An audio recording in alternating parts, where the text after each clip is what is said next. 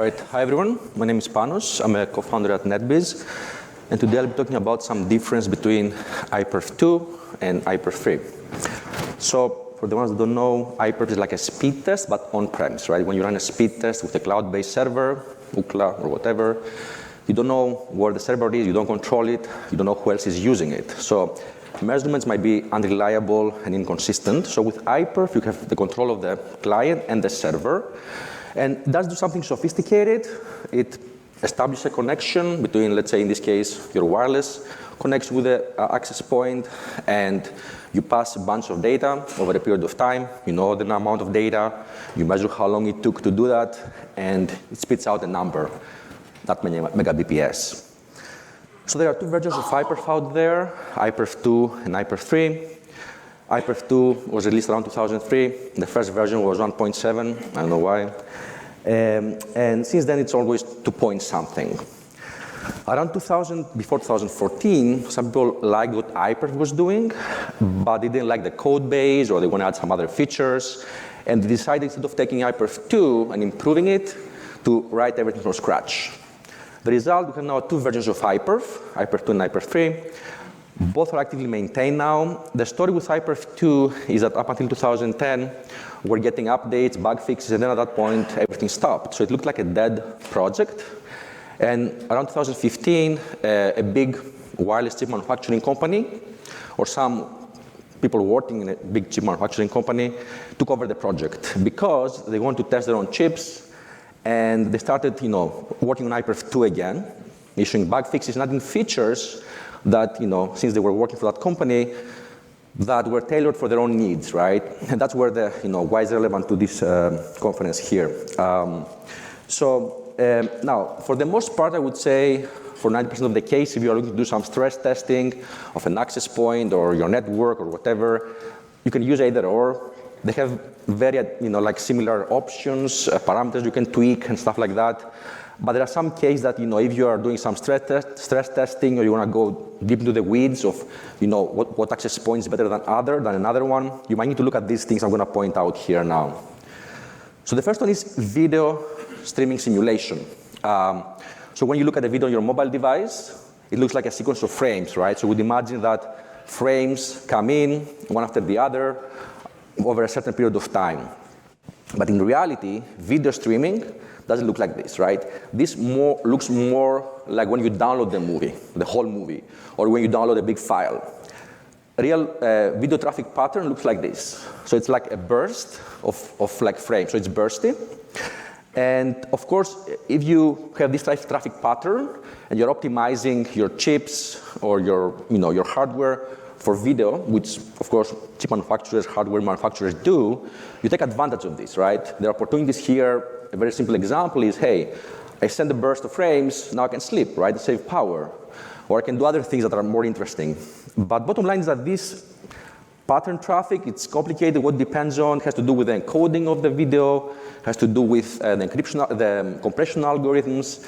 And there's some distribution function that lets you know how big are the frames. And this, for example, is the distribution function from an actual recording of an NBC news feed, right? So iPerf2 now, because again, it's being maintained by this cheap wireless company, gives you the ability to really send video traffic of this type and stress test an access point or your network or whatever you want to do with iPerf. iPerf3 doesn't do that. And the output, since the input is statistically dependent of a distribution function, also looks like this. So it's going to give you also hey, you try to simulate this video traffic, you manage to pass 1, 2, 3, 5 megabps, but you can also see in this distribution way that, for example, 16% of my frames now arrived to the destination with 139 milliseconds latency. As you can imagine, the more spread this is, the worse it is, because you have high jitter, you may lose frames. The narrower it is, the better you are performing, because you have uniform latency between sender and receiver, and you have a smoother video. Now, first difference was video simulation. Second difference between iPerf2 and iPerf3 is a metric called network power. Has anybody heard about it? Yeah, I hadn't heard about it before looking at the output of the latest version of iPerf2. And simply put, is an attempt to characterize a network or a bandwidth test, let's say, by including both throughput and delay. Because again, let's go back to the video case. Throughput is only part of the picture, right? If you have high latency or high jitter, that's going to affect your end user experience.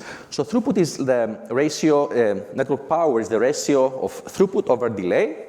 If you're on TCP, delay is the round trip time. If you're doing UDP test, it's going to be one-way latency. And yeah, it's an attempt again to give like a number and say higher, better, lower, not as good. It was introduced in 1979. It's been a while, rather old metric. But I assume that it's used internally by wireless companies to manufacturing companies to stress test their networks and chips. And the last difference between the two, in this case, iPerf3 has the edge, is the case where you try to do an upload and download test with iPerf. So imagine a scenario now where you are behind a NAT, you have an iPerf server sitting somewhere in the cloud, and you want to do an upload test. So you are behind a NAT, you open the outbound connection, usually that's open always. You upload the data, you get a measurement. Now in both iPerf2 and iPerf3, you have the option to ask for the download metric. And iPerf2, what it's going to do is going to try to open a new socket now from the cloud to your machine, right? To your like mobile device, laptop, or whatever. And if you're behind a NAT without an open forwarded port, that's going to fail, right? I think that's an implementation wrong choice. They're trying to fix it now. In iPerf3, they do the reasonable thing. So you open a connection, TCP connection, you do the test, and then if you are doing the reverse, you're using the same TCP connection that's already established, and you download the data, and you get a measurement. Same way like speed test that works upload and download without having to, like open two connections. So these are the three differences: video simulation, network power, and the way you do upload and download. There's some other minor difference, but I won't go into them in the interest of time. In the last minute left, a couple of words about NetBeez. So in NetBeez, we do Wi-Fi monitoring and assurance.